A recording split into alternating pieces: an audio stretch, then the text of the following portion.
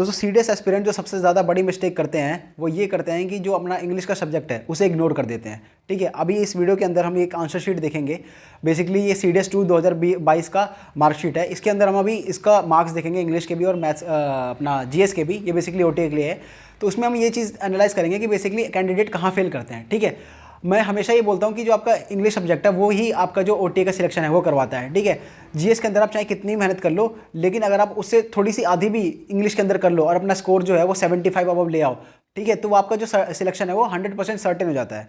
ठीक है, वही चीज़ हम इस वीडियो के अंदर देखेंगे। फॉर एग्जांपल अगर आप ये वाली मार्कशीट देखो, ठीक है, ये कौन सी मार्कशीट है हमारी, सीडीएस 2 2022 की मार्कशीट है हमारी। यहाँ पे आप देख सकते हो। अब यहाँ पे देखो दोस्तों, जो हमारा ये ओटीए का है उसमें हमारे इंग्लिश और जीके जो सब्जेक्ट होता है ये आपको सबको पता ही है। यहाँ पे इस कैंडिडेट ने इंग्लिश के अंदर 63 मार्क्स स्कोर करे, जो कि ना बहुत ज़्यादा बुरे हैं ना बहुत ज़्यादा अच्छे हैं, मतलब बहुत ही एक एवरेज मार्क्स है। ठीक है, और यहाँ पे जो जीएस है इसके अंदर बस इसने केवल सेक्शनल कट ऑफ बस समहाउ इसने मैनेज करी है पार करने के लिए। 25 समथिंग अराउंड इसके मार्क्स हैं, 25 मार्क्स हैं। ठीक है, इसके यानी कि पूरा जो हमारा सेक्शनल कट ऑफ होती है जीएस के अंदर, बस उसने हार्डली बस वही वाली लाइन क्रॉस करी है सेक्शनल कट ऑफ की। ठीक है, 25 मार्क्स लेके आया है और यहाँ पे इसका जो टोटल स्कोर बना वो 89 बना। अब दोस्तों आपको जान के हैरानी होगी कि जो हमारा सीडीएस 2 2022 का जो पेपर था उसका जो कट ऑफ था वो हमारा करीब 98 के करीब गया था। ठीक है, 98 के करीब इसका कट ऑफ गया था और इस बंदे के आए हैं 89 मार्क्स।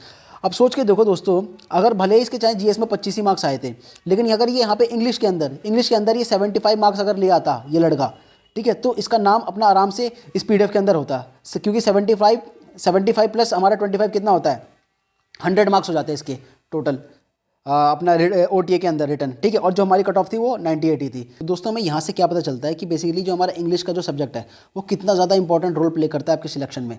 कोई अगर कैंडिडेट 80 प्लस मार्क्स ला रहा है अपने सीडीएस एग्जाम के अंदर, तो उसका सिलेक्शन कोई भी ताकत रोक नहीं सकती ओटीए के अंदर, क्योंकि अगर वो 80 प्लस मार्क्स ला रहा है तो अगर वो केवल जीएस के अंदर यहाँ पे जैसे इसने 25 मार्क्स लाया तो 25 ही ले आएगा वो, तो उसका जो कट ऑफ वो मार्क्स हैं टोटल वो 105 चले जाएंगे। अब सोच के देखो कट ऑफ से कितने ज़्यादा।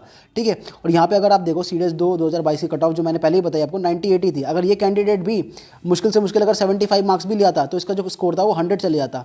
सोच के देखो, और इस बंदे का नाम जो है वो पीडीएफ के अंदर आ जाता। बट लोग क्या करते हैं, इस जीएस सब्जेक्ट के अंदर ही कितना ज़्यादा मेहनत करने लग जाते हैं कि जो अपना इंग्लिश का सब्जेक्ट है उसे पूरी तरह छोड़ देते हैं, उसे इग्नोर करना स्टार्ट कर देते हैं अपने इंग्लिश को, कि वो सोचते हैं कि इंग्लिश तो फॉर ग्रांटेड है। और यही जो है ये मैक्सिमम लोग करते हैं, ये केवल एक बंदे की बात नहीं है, मैक्सिमम लोग यही मिस्टेक करते हैं कि जो अपना इंग्लिश सब्जेक्ट है उसे ज़्यादा टाइम देते ही नहीं है, उसे फॉर ग्रांटेड लेते हैं कि इंग्लिश तो यार हो ही जाएगी ना, जीएस को पढ़ लेते हैं। अब इस कैंडिडेट ने इस 25 मार्क्स लाने के लिए कितने सारे सब्जेक्ट पढ़े होंगे। इसने बंदे ने साइंस भी पढ़ा होगा, थोड़ा सा पॉलिटी भी पढ़ा होगा, थोड़ा सा ज्योग्राफी भी पढ़ा होगा, करंट अफेयर की वीडियोज़ भी देखी होंगी। इतना सारा सब्जेक्ट करने के बाद तब जाके इसके 25 मार्क्स आए यहाँ पे।